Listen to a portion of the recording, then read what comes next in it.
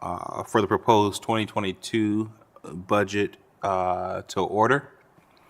Before we get started, I want to take a moment to pause and acknowledge that our community had a tragic loss last night in the murder of 9-year-old Demetrius Wanneal and 6-year-old London Wanneal, as well as Mr. Charles Wade.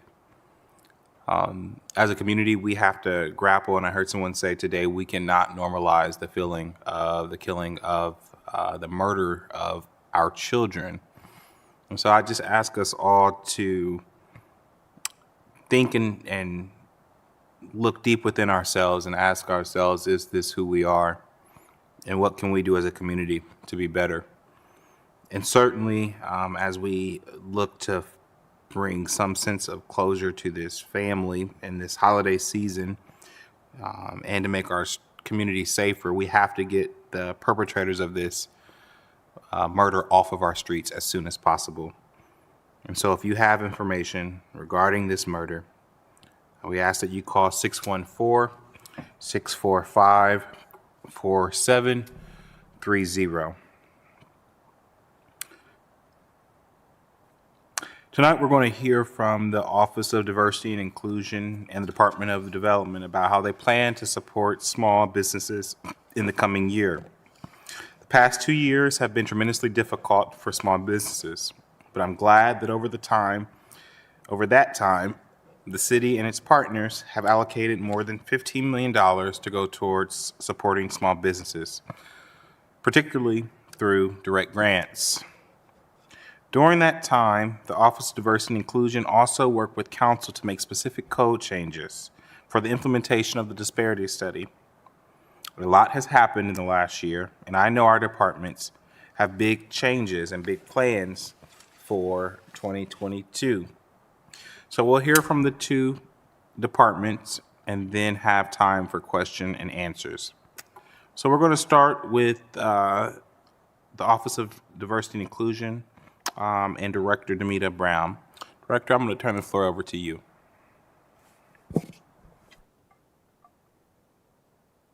Good evening, Council President and members of Council. First, I'd like to thank you for the opportunity to present our 2022 budget and to share with you that I must be allergic to budgets because every single year at this time, I have a cold and I need to get through these hearings through a cracking voice. So I will try to minimize that as much as I can as I walk through our budget. Next slide, please. Thank you. I'm sorry. I'm looking at two screens. So as you know, tonight's budget, we will attempt to walk through some of our key priorities and accomplishments from this year, which there are many, and I appreciate the support of Council throughout the year. And then we'll talk through 2022 and how we will continue to build on that momentum. Next slide. As many of you know, the Office of Diversity and Inclusion is a relatively new office, having been created with the election of Mayor Ginther in 2016. While we have formally held the Equal Business Opportunity Commission office in the past and continue to advance that work, there are many exciting and new things that we do now as an Office of Diversity and Inclusion, for which I'd like to share tonight. Next slide.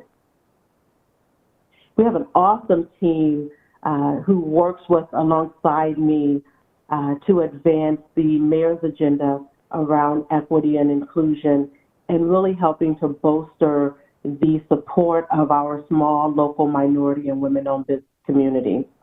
On the left side of the screen, you will see our supplier diversity team, which is made up of 6 individuals currently, all of whom have direct contact with our diverse suppliers, everything from our certification management and contract compliance to our business supportive services and working with our various departments to advance diversity and inclusion across their contracts. And then I'll talk a little bit about some of the economic development opportunities and work that we've been we've advanced through 2021 and will continue to advance that really helps to harness the momentum of the disparity study and begin to address some of the disparities that we saw not only in the report, but also through COVID. On the right hand of the screen is our workforce diversity team. They are a small but mighty team who really work to advance diversity, equity, and inclusion throughout our workforce.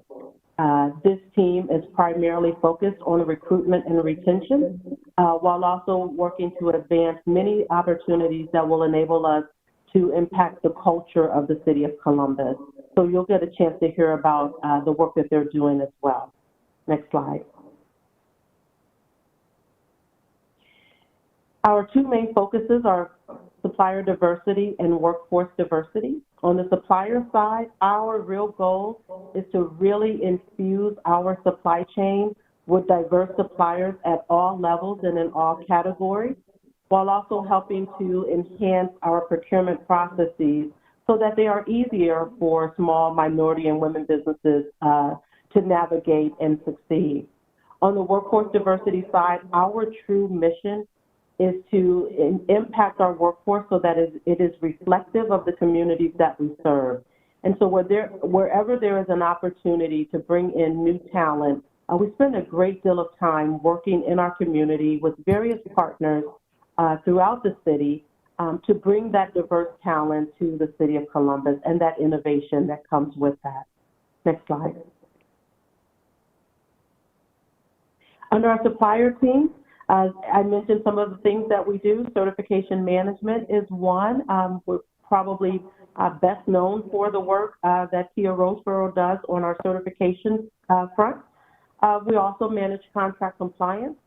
Every vendor who does business with the City of Columbus must be contract compliant. At last count, I think we are well over 8,000 businesses that our office works with each and every day to ensure that they are an equal opportunity employer.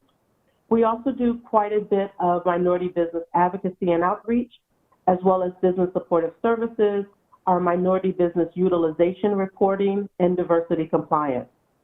On the workforce front, much of our work has been geared around our data collection and really understanding the nature of our workforce, where the opportunities lie, and how we best work with our departments, to advance diversity. Quite a bit of work is done in the recruitment space, as well as training with our citywide training department and building out that inclusive workplace culture, which I'll talk a bit about here shortly. Next slide. We do all of this work by really focusing on 4 primary areas of our community. Our public-private partnerships, working with other governmental entities as well as the private sector, nonprofit sectors, to bring the best to bear as it relates to equity, diversity, and inclusion.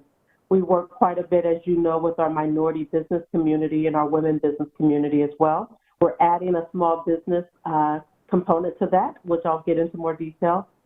We work with our employees and our departments to enhance that workplace culture.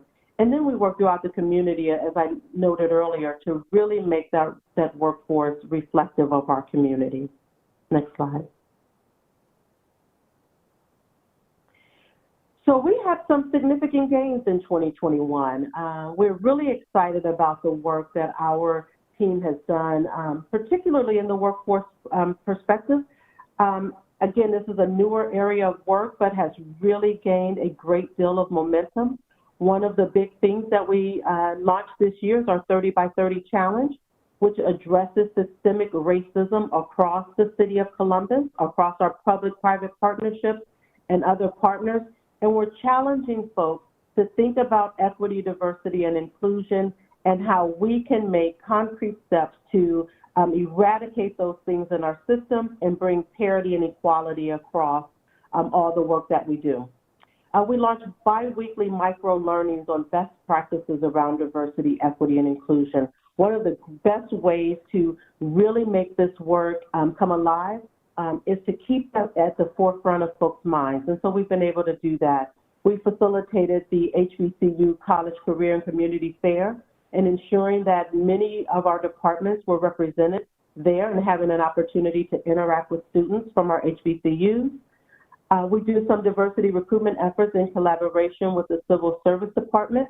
We provide a monthly newsletter around diversity topics, as well as we create a biweekly job board that enables us to share job opportunities from all across the city and our partners to our 8,000 plus database of folks who have said they have an interest in doing business with in working with the city of Columbus. I'm getting ahead of myself.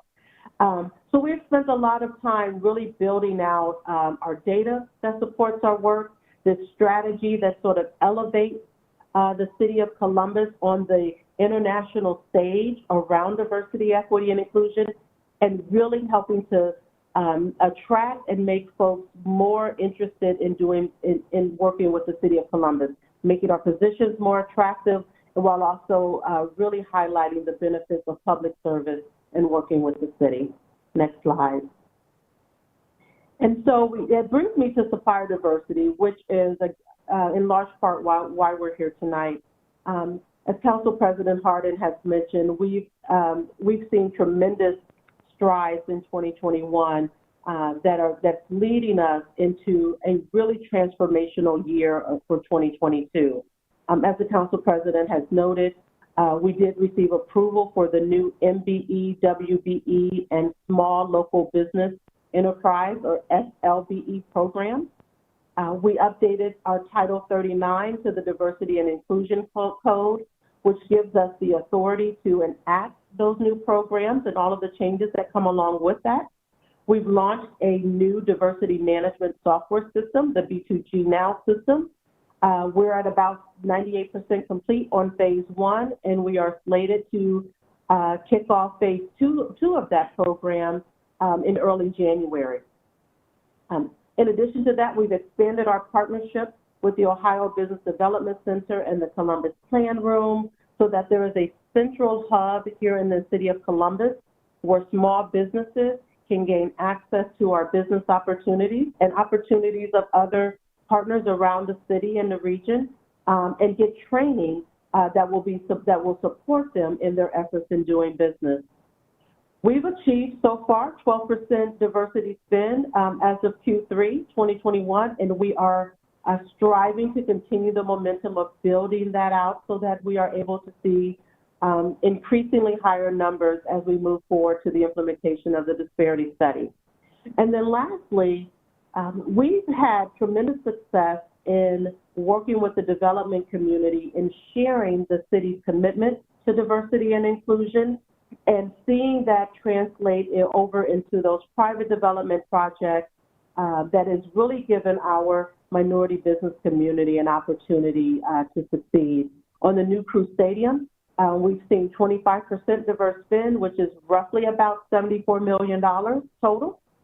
Project Cypress, 34% overall spend, which equates to about $12.6 million. Columbus Downtown Development Corp., we spend a lot of time working with them, and they have a number of projects that they have brought us to the table on. We're at roughly about 26% on those projects, which equates to about $4.7 million. And then the Linden Fresh Market project, which many of us were involved in, had a whopping 57% diverse spend on that project as well. So we're continuing to make real strides in that development space and really bringing our partners along. Next slide. This gives you just a glance at where our utilization has gone since the mayor's term. As you can see, it sort of ebbs and flows. What you see is that we are continually in this process of increasing, and I firmly believe that with the changes we're making with the new MBE programs and the implementation of the disparity study, we will continue to see those numbers increase. Next slide. So that brings us to 2022 and how we begin to build upon what we've established in 2021 and continue to further or move that work forward. I've highlighted just a couple of things from our strategic priorities. Obviously, the big one is implementing that new MBE, WBE, and SLBE program. Those are set to begin in January of 2022, and we're really excited about the opportunity to enhance our procurement processes from an inclusive manner. The B2G system, we will continue that implementation. Phase 1, which is our online certification application process, and our enhanced directory is set to go live in early January while we continue to build out the program and its compliance-related modules. In addition to that, we are working in collaboration with city departments on a comprehensive diversity, equity, and inclusion plan that is tied to our annual budget process. That plan gives our community both transparency in terms of what we're spending, where, and how we recruit and build out our workforce. The idea behind these DEI plans, as we're calling them, is that it enables any vendor or any member of our community to see what the plans are for each of our departments, get a little more information about how they can become involved, whether that's the schedule, the timing of when that happens, the budget, who to contact, and it also gives us an opportunity to share, here's how we're doing on an annual basis related to our diversity spend and our diversity hiring. That will be an ongoing process that will enable the city, again, to bring that level of transparency and accountability to our community around our DEI efforts. In addition to that, we're doing quite a bit of programming related to our MBE and WBE communities in partnership with Ohio Business Development Center and the Columbus Plan Room, and Grow with Google, which is one of our another major partner. We are bringing best practice information related to bidding and running your business successfully, marketing your business in a COVID world, all of those things to make sure that our businesses have an opportunity to receive information that will be helpful and advantageous for them to succeed. We're building out what we're calling our portfolio of all of the various services and resources that we provide from a DEI perspective, whether that's training, whether that's business supportive services, consultation with our departments. That portfolio will be rich with best practice work that will enable us to really make an impact in our city and help our neighbors along the way, working with other cities as well as other private partners, as I've noted. I've talked a little bit about the 30 by 30 strategy. Again, the whole goal behind that is really to help elevate our presence on the international stage around D&I and bringing our partners along. I like to think of it in this way. When a business considers relocating their headquarters to Columbus, Ohio, or a family considers moving to our area for the first time, I want our diversity, equity, and inclusion efforts to be one of the factors that will persuade them that this is truly a good place to live, work, and raise your family. And so we're doing that through our 30 by 30 challenge. And then last but not least, we will be hosting our second biannual Diversity and Inclusion Symposium, where we're bringing together all of those best practices around D&I in one place, helping folks to get that training, get that learning, and ultimately we hope will apply that information to their businesses, to their corporations, and et cetera. Next slide. So our 2022 budget will help us to do all of those things. We have about a 3% increase over last year's or the current year budget, 2021, and it will enable us to do many of the things I just mentioned. We are currently at a staff of 10 with an authorized strength of 14, and we'll continue to build out and build our team up based on that authority. Next slide.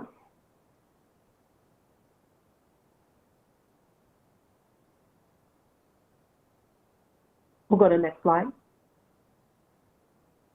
Sorry, just a technical difficulty. So with our budget, I'll just keep rolling along. With our budget, the budget request that we have before council tonight, I think really, truly is about helping us to be more transformative. We've had those foundational years, 2020 and 2021 in particular, really have set the foundation for a new era of diversity and inclusion and procurement, inclusive procurement in the city of Columbus. 2022 gives us the opportunity to test those things out, to put the rubber to the street, to begin to implement those things that we believe will make a strong impact and to really move our city forward. I'll say this last thing as part of our work, particularly around the disparity study. I think this is more than just a new program or a new process. It is really about empowering and building communities that will be sustainable into the future. And while we will spend a lot of emphasis around the disparities that we saw and the methods by which we will look to remedy those disparities, at the end of the day, we're really talking about how individuals take care of and feed their families, how that family pays for sports or extracurricular activities, and how we begin to leave a legacy for the next generation. And so all of that and what we do in our office and the work that our team does really is centered with that focus in mind. And so we ask that council will favorably consider our budget, and I am happy to answer any questions that you might have. Thank you, Director, for the presentation, and thank you for all your hard work. To your point, over the last 2 years, as we worked to build up your department and move forward some really important programs and processes that I think make us successful and even more successful in 2022. Just a couple of questions that I had based off of your presentation. One, you talked about authorized strength being 14 and that you have 10 staff now. You alluded to bringing on more staff. Can you talk about your actual plan? Like, where do you want to be and what those positions would be for 2022? Sure.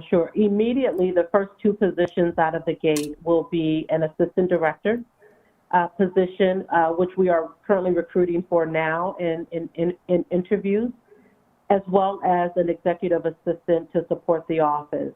The additional two positions, one will be geared toward our communications and marketing. The more I do this work and the more involved that it gets, I truly do understand the need to be more communicative when it comes to the work that we're doing and making sure that people understand what's happening, how it impacts them, and that they're getting their questions answered. So a communications position will be created as well to assist our work.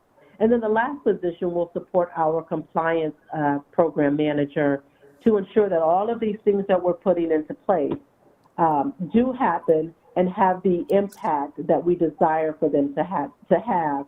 And so we'll have a compliance program manager assistant in place as well. That would bring us to our 14. And you expect to make those those hires by the end of 14 or 22? I apologize. That is my goal. The assistant director and executive assistant, I would hope would be completed by the end of first quarter. Okay. With the other two to come on shortly thereafter. Thank you, Director. In the department's budget, you have $300,000 about for services.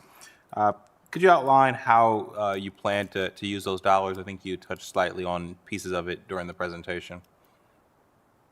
Yes, one of the exciting things that we are doing is we've brought on an individual who will help with some of our economic development opportunities. And so I talked a little bit about really seeing this work as more as through an economic development lens.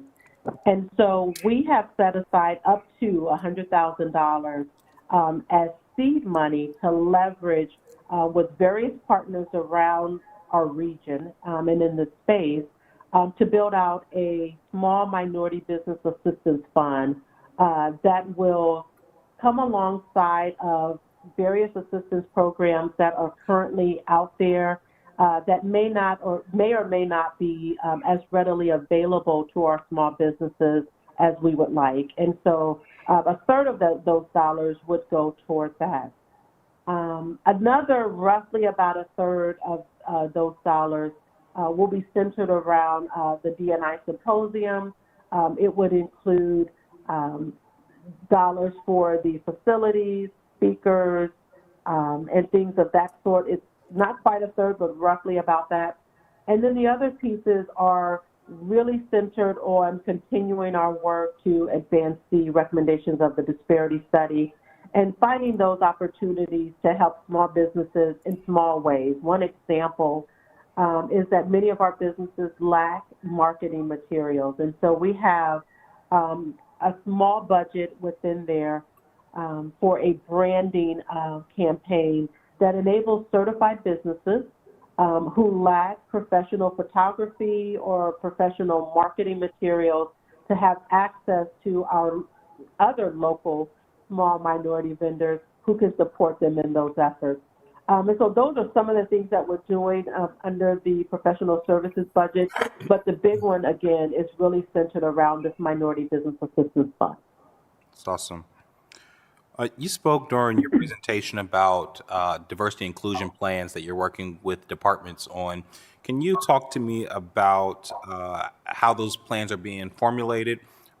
Is this something that's being directed from the mayor's office where every department will have to complete one? Has anyone completed one yet? I bring this up because during one of our briefings, our budget, or maybe it was even a council meeting, Public Service, I believe, spoke about their diversity inclusion plan and really impressed this council. So could you talk more about diversity inclusion plans and the departments that have completed so far, and what is included in a diversity inclusion plan? Yes, all very good questions. And so, yes, though the DEI plans are directed by the mayor's office, and we have asked every city department to complete a plan for which we have in our possession now. We're actually in the process of combing through them and putting all of this together so that we can make it available to the public. So all of the departments have completed a plan. We've asked for some basic information. On the workforce side, well, let me speak more generally. Each of the departments were asked to give an overview of their budgets. How are they intending to spend the dollars that the community has entrusted to us? A part of that is to sort of tease out, if you will, what are some of the key hires that are available for those departments, and what are some of the key projects? Our goal is to hone in on those needs that they have so that we as a department in ODI can marry our resources, our small minority business community vendors, as well as those communities from which we are recruiting. We can marry them up with those needs.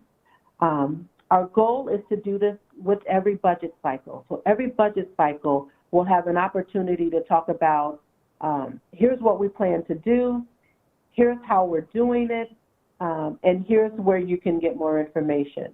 Next year's budget cycle will be an accountability measure. Did we accomplish those things we set out to accomplish? Hopefully the answer is yes. Mm-hmm. But if not, what is the plan for ensuring that we continue our work down the right path? And those would be made available to the community on an annual basis, and again, brings that level of accountability and transparency that so many are asking of our work in the D&I space. I think that this is a really important tool so that we have accountability. within the departments. So, do you think this is something that council consider codifying, either by resolution or ordinance, whatever is the finalized diversity inclusion plans? That's a good question. I certainly think from the perspective of ensuring that we remain consistent and persistent in delivering that transparency and accountability to our community. I think it's certainly something worthwhile and worthy of consideration. As an office, I will tell you that we have taken that charge, in spite of the absence of that, and have done a great deal of work around compiling our data and making it available via our website so that any individual that has any interest in knowing where our supplier diversity numbers sit at any given time or where our workforce diversity numbers sit at any different time, they have the opportunity to see that. I'll just make one last comment. The B2G Now software system will give us an ability to do that in real time. Mm-hmm. Right now, we are still marrying some of our electronic processes still with a manual process.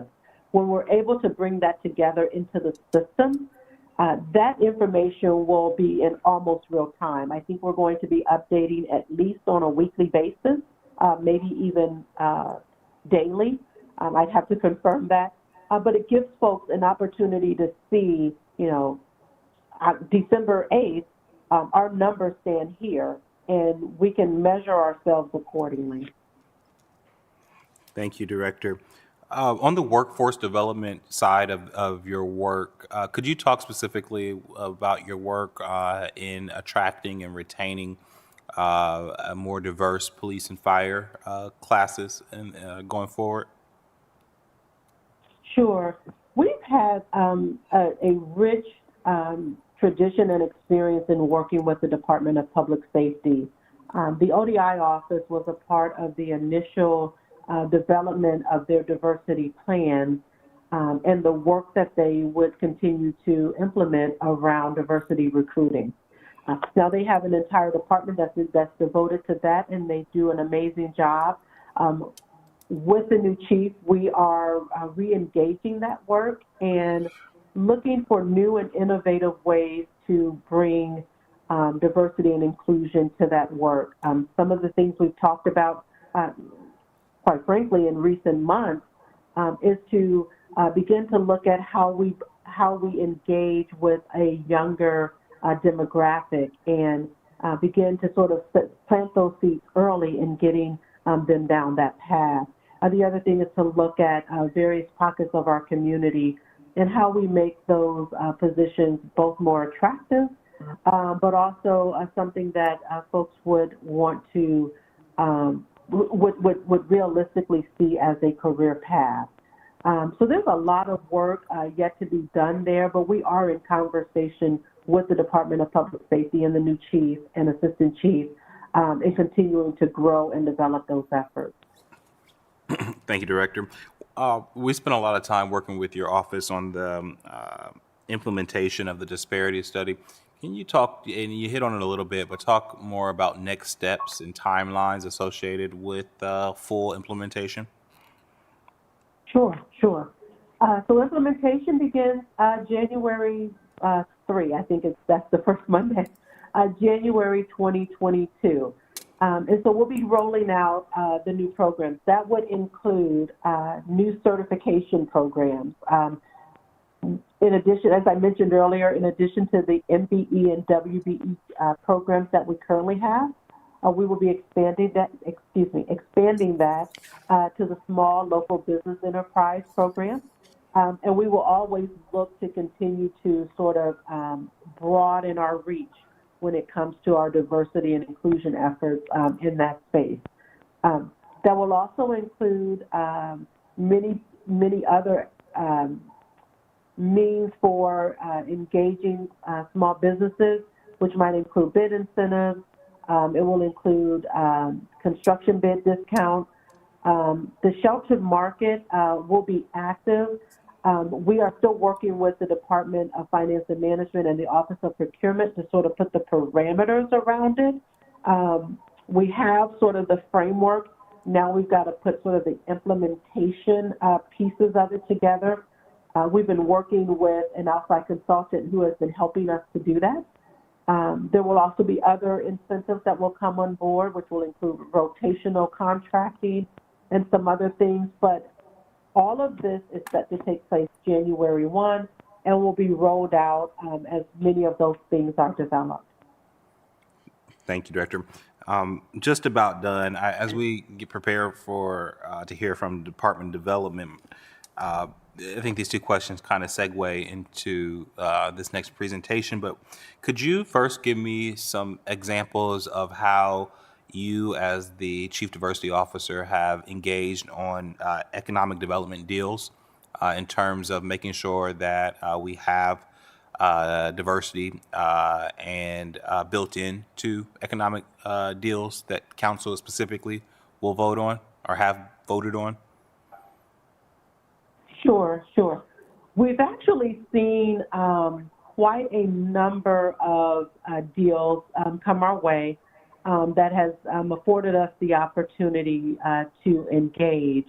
I will always say that it would be my interest and goal that we develop a more formalized process for that, that enables us to really ensure that we are capturing all of those opportunities to the benefit of our small minority business community. But we've made great strides along the way. As I've shared many of the accomplishments with the new Crew Stadium, the data center, and some other things, we work very closely with the project owners and their teams, both in attempting to set the goals for those projects, if you will, as well as the outreach and the reporting. In, I believe, every case, we receive at least a monthly report from their teams that talk through the activities as well as the utilization to date. And what I'm really encouraged by is we get an opportunity to really have some downtime and just talk through what are they seeing, what are the challenges they may be facing, what are the success stories that they have encountered, and really build those partnerships that hopefully both make it easier for our minority businesses and women-owned businesses to get involved, but to also ensure that they have a good experience as a result of our being at the table. Thank you, Director. But to be clear, we're not at the table at all of the deals that come before for the city. I would say no, we are not at the table at all of them, okay. But we have been at the table at some very significant projects. I look forward to having more of that conversation, and I will be asking the Development Department about that as well. And so my last question along that line is, when I took chairmanship... Excuse me? I'm sorry. I have a cold. I probably coughed. I'm sorry. Oh, I'm sorry. When I took chairmanship of this committee, one of the central points that we talked a lot about to the two departments is how do we create a better, more streamlined user experience for small businesses between the two departments. Can you talk to me about how we've made that better for the user, for the small business owner, between the two departments that both serve small businesses? Sure. I think that is still a work in progress, but there are a number of things that we have done that I think will continue to help us get better. Our team sits on many of the committees that support the small business agenda, as well, and have had the opportunity to provide some input. Dwayne Parks from my team sits on the resiliency team, and I may get that wrong, that committee, in helping to establish some of the criteria for rolling out recovery dollars, and Dwayne has been very influential in that process and really ensuring that our small minority women businesses aren't getting left behind.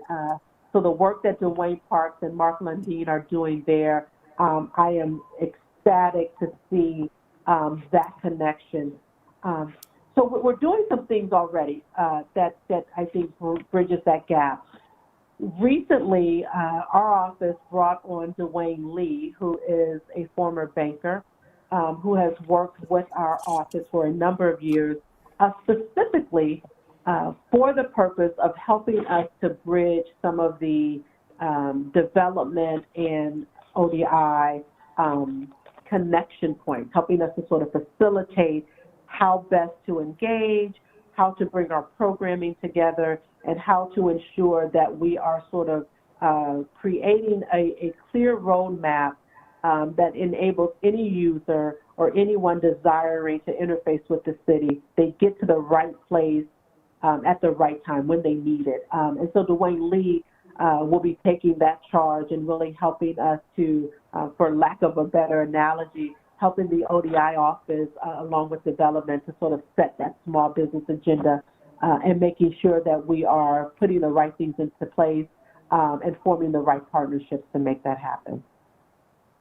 Well, thank you so much, Director. And again, thank you for the work that your team has done in 2021. You know, we probably work closer with your office than any other as we work towards implementation of the disparity study. So it's been a pleasure, and have a happy holiday. Thank you. Thank you. Next, we'll hear from Deputy Director Quentin Harris from the Department of Development. Director, welcome. Thank you, Council President Harden, members of Council, for the opportunity to present the Department of Development Small Business Program 2022 operating budget. Our 2022 budget reflects a shift from a continuation budget to a more strategic budget focused on the Mayor's priorities of equitable small business and entrepreneurial empowerment. Our small business plan is based on 4 guiding principles. First, our programs must be based on data, analysis, framework, and strategies from the small business agenda. Second, they must look to utilize existing collaborations, including county and public and private engagement models. Third, our focus must be guided by diversity, equity, and inclusion. And lastly, our accomplishments must be evaluated on measurable outcomes and impacts. Developments proposed in the 2022 Small Business Program budget is $7.3 million. This includes $5 million from the American Rescue Plan Act, or ARPA, $1.3 million from the General Fund, and $1 million from the Neighborhood Economic Development Fund. The $5 million in ARPA funds are being used in partnerships with the Franklin County Economic Development Office to create the Columbus-Franklin County Small Business Grant Fund 2. This program provides grant assistance to minority, women, senior, and veteran-owned micro businesses throughout the city, with the priority for micro businesses and low-income census tracts. Franklin County would be adding an additional $5 million to this fund for a total of $10 million in funding, which is consistent with the $10 million we put out a year ago as well. In addition, we have completed our work with the Economic and Community Development Institute, or ECDI, to invest $1 million into their small business revolving loan fund that will provide low-interest loans to small businesses that are diversifying or growing within the city of Columbus. Finally, the $1.3 million from the general fund is being used for the following initiatives: the Columbus Small Business Hub, development in partnership with EcoMaps will invest approximately $90 million to establish an online community of small business resources programs with direct access to ESOs, or entrepreneurial signature organizations, via a client relationship management online system. Businesses will have a place that they can visit and learn about all the entrepreneurial and small business offerings occurring within the city of Columbus, as well as programs being offered through the city of Columbus itself. We are also providing $250,000 towards high-growth legacy entrepreneurial support through our annual funding that we will continue to provide Rev 1 Ventures that will utilize our dollars to leverage dollars additionally from the State of Ohio Department of Development that goes to support startups and high growth companies who are looking to locate and set up operations within the city. The department will also be providing $100,000 in matching fund towards diversity, equity, and inclusion initiatives in partnership with Rev 1 to leverage $1.4 million of the U.S. Economic Development Administration funds to expand minority and female participation through activities such as funding, employment recruitment, and internships in high-growth startups. That will be a 2-year commitment that we will have of $100,000 each year invested into that fund. Currently, that partnership is between Rev 1 and the city and the U.S. Department of Economic Development, or EDA. And Rev 1 is still in the process of recruiting more funding partners to have a better leverage on that particular fund. We will be providing $335,000 towards our Accelerate Columbus cohort-based training and technical assistance that we have had great success with over the last couple years, and we will continue to provide that training that will provide direct training to small businesses throughout the city that will take them through a cohort model so that they will be able to be better business owners in the long run. We have also invested in a program that we call the Power of One, which is a $200,000 partnership that we have with the Neighborhood Design Center to assist neighborhood-focused, place-based small business design intervention projects throughout Main Street corridors of the city. So the Neighborhood Design Center partners with various businesses who are looking to improve the look and feel of their place. And so these investments, they help them through design as well as actually helping them with the transition process.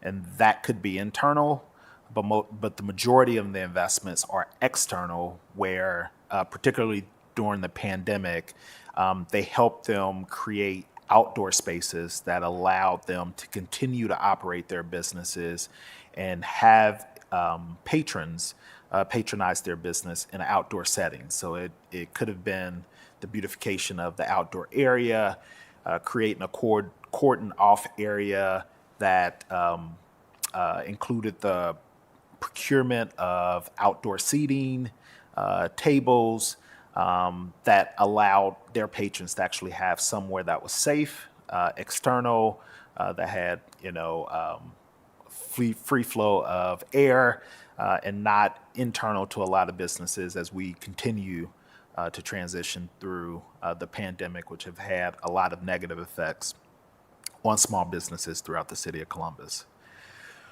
The next investment that is also with the Neighborhood Design Center will provide $215,000 towards 2 different initiatives. $72,000 of that will go to fund, that will utilize the support of our traditional NCR neighborhood leaders partnerships that provide, act as liaisons to businesses throughout some of our traditionally neighborhood corridors in our traditional federal census tracts that push out information on programs that we have or various initiatives like the Small Business Fund to really get the word out and allow additional businesses in the city to leverage these funding opportunities to continue to improve their businesses, help them stabilize their business as we come out of the pandemic. $143,000 of that $215,000 will also be utilized for design and consulting services that the Neighborhood Design Center offer businesses who are looking to make investments in their physical place as a business to continue to grow and expand and be aesthetically attractive to their patrons. The last investment source is $200,000 that we provide to special improvement districts to provide ongoing administrative support for Columbus's 8 special improvement districts, which provide increased services to neighborhoods that want additional safety, beautification, or service-based activities within their commercial corridors. So this concludes my remarks, and I would be happy to answer any questions that council may have. Thank you, Director, and thank you also for all the work that your team has done this past year. 2021 was better than 2020, but Yes. marginally. Right. Let me start where I ended with the other with small minority business. First, around the economic development deals, we heard that the small minority business office is brought in sometimes on deals. Is there an appetite to create a formalized process to have the someone from the Department of ODI engage with some of the deals or larger deals, particularly that will come before council?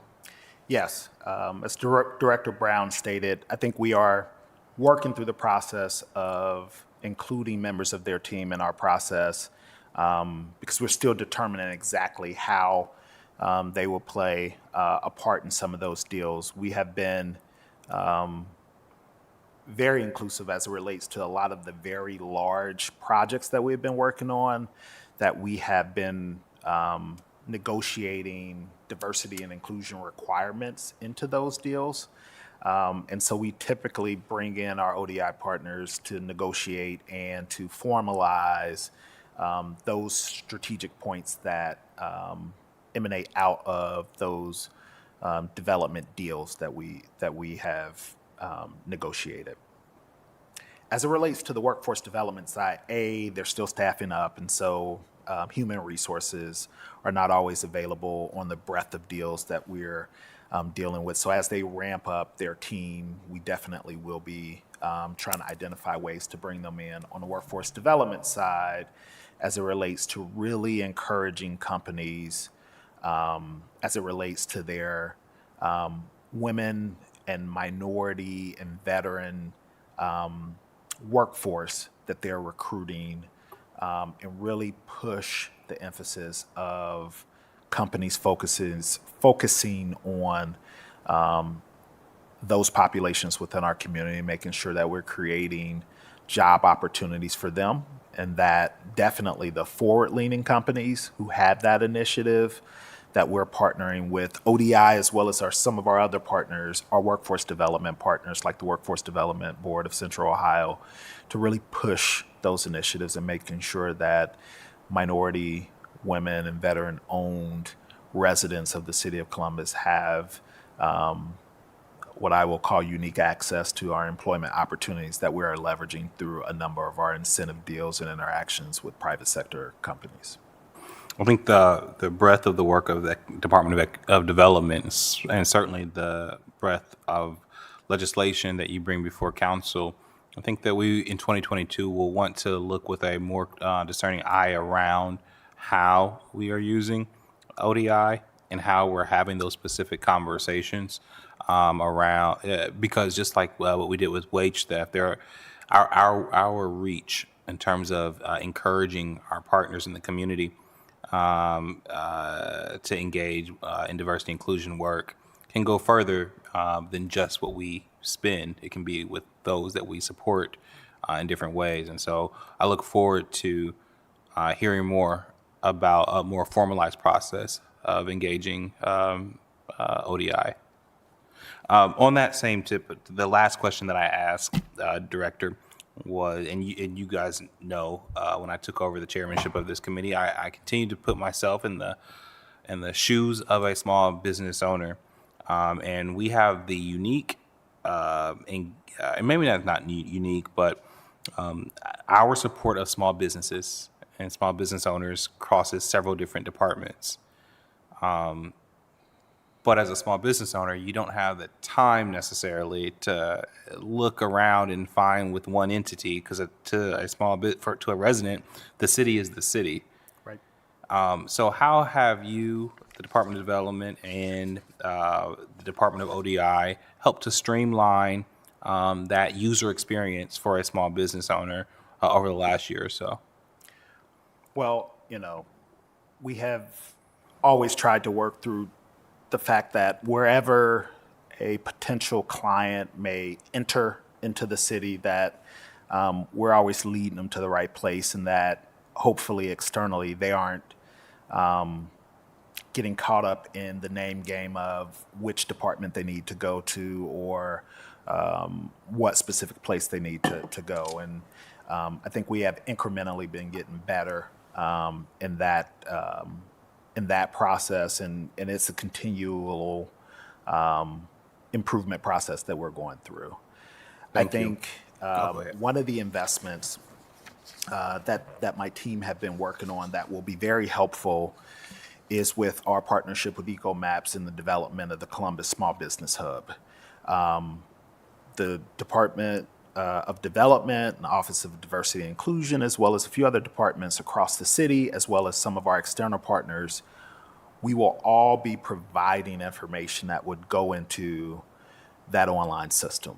And that online system will allow for that small business who should be focusing as much time as they can on making their widget and not having to figure out who to talk to and what website to go to. Hopefully, that repository of information within that system that we're developing will allow them to have that one-stop shop to go to be able to find the information that they need, whether it is a internal small business resource to the city or a small business resource that is external to the city, but one of our partners that they can definitely access, find the information that they need, and go to and do whatever that is, whether it's applying for a small business loan or understanding where exactly to go for a federal small business resource, or if it's something internal to the city, like our Small Business Grant Fund 2 program that will have a prominent place on this site when it's up and running. Currently, our plan is to have that site up first quarter of 2022. And we would definitely be utilizing that resource from an ODI as well as a Department of Development perspective to make sure that we are putting the appropriate information in there and that small businesses will know where to go and find all of that information in one place that maximizes their ability to be successful. Thank you. Director, it's been about 6 months since we've had a small business development coordinator, and the position still unfilled. Is this a priority? Are we concerned that we are losing a lot of the energy and the momentum that was created over the last 2 years with the rollout of the ecosystem?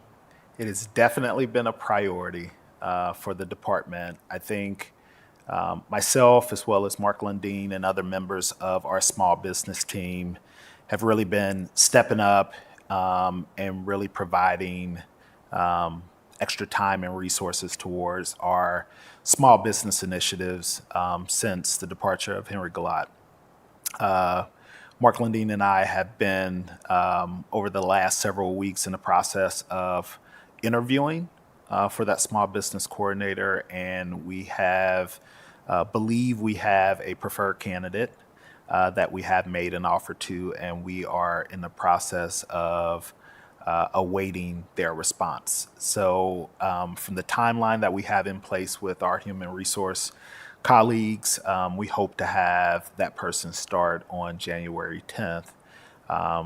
That will be able to go full steam ahead and really continue the momentum that we've had through the small business agenda, and specifically focus on several different initiatives within the agenda that, quite honestly, we wish we were 6 to 12 months further along in the process.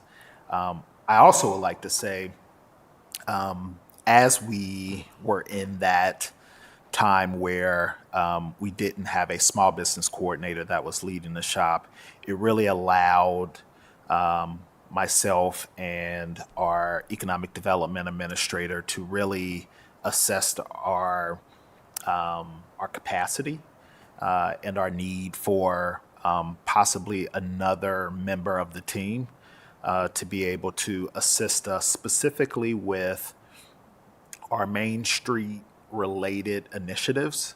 And that's pertaining to things like small business grant programs or identifying priority small business corridors throughout the city that we will make strategic investments in, and really developing a program by which we roll a lot of those corridors and Main Street areas in and out of situations that go from dependency on the city to sufficiency in themselves to be strong, vibrant corridors, as, for example, the Short North went through during a period of time that has allowed them to be a very successful corridor within the city of Columbus. And so we have been able to convince the director to shift some resources within the department, and we have actually made a offer to a position to be named, but effectively they will be a significant small business resource, which is actually one of the candidates that we interviewed for the coordinator position, that we kind of created a second new position that will help us with our other 3 team members to really have a team focused on implementing and developing the initiatives out of the small business agenda. So we have a similar timeline for that role as well, that if that person is willing to make that mental shift and consider that role, we would be looking to bring them on early in the year as well. And so hopefully a good laid plan works because it will allow both of them to come in with fresh eyes in partnership with the other 3 members of our small business team and really have a strong push going into 2022 as we push out the Small Business Fund 2 and really focus on providing resources to hopefully about as many small businesses as we did in Fund 1, which was a little over 1,000 businesses throughout the city, as well as having enough human capital to really do the strategic development and planning for our small business initiatives so that we're actually able to be successful in implementing things like the Small Business Hub, as well as developing out additional programs within the small business agenda that we hopefully can push out in 22, but more importantly, develop the plans in an appropriate time frame to be in front of our budget process for 2023 to make sure that we have the appropriate resources to be able to push those initiatives through in 2023. Thank you, Director. Speaking of the Small Business Loan Fund 2, Council passed the legislation for those funds for the small business grants in July, I believe. The Fund 1, truthfully, was one of the things I'm most proud of seeing the city do since I've been on council. In the most challenging times, we created a program that did what the first tranche of resources from the federal government didn't do, which was reach down and support small businesses specifically that needed them and create and worked very well within the new ecosystem and helped, I think, jumpstart and engage the ecosystem. Why haven't we got the money out yet?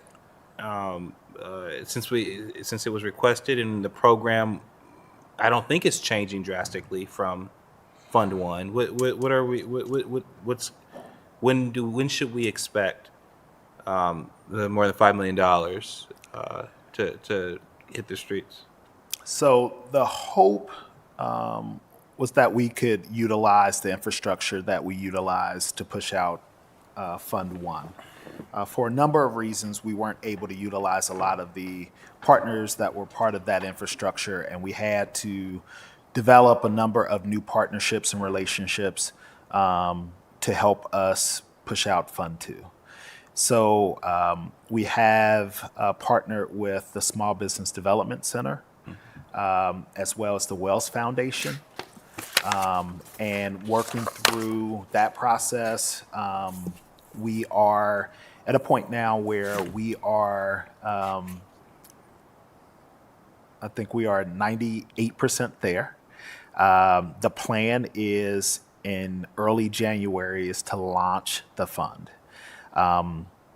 The beauty of it is we do have a number of businesses that we were unable to assist at the end of Fund 1 that we still had in our databases. And so those are the initial businesses that we're looking to reach out to be our hopefully initial funders in Fund 2.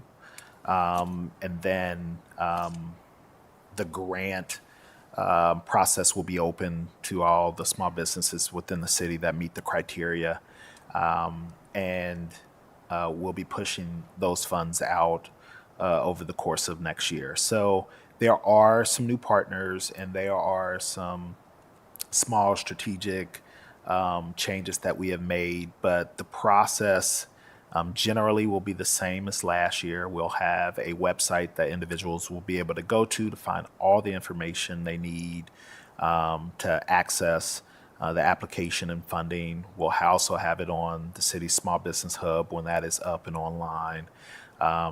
And with the hindsight of Fund 1, we will definitely be a lot more efficient and effective in getting the dollars out on the street starting in early January. Thank you.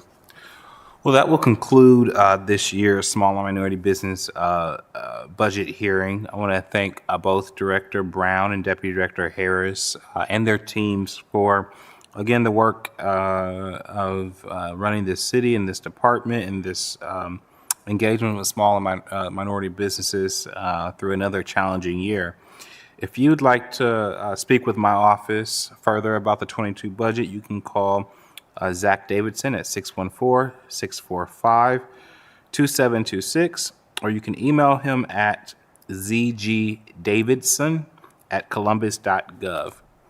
And we're always happy to engage, and we actually look forward to the engagement as we look forward to more oversight on the budget, and hopefully look forward to passing the budget sometime in late February, I believe.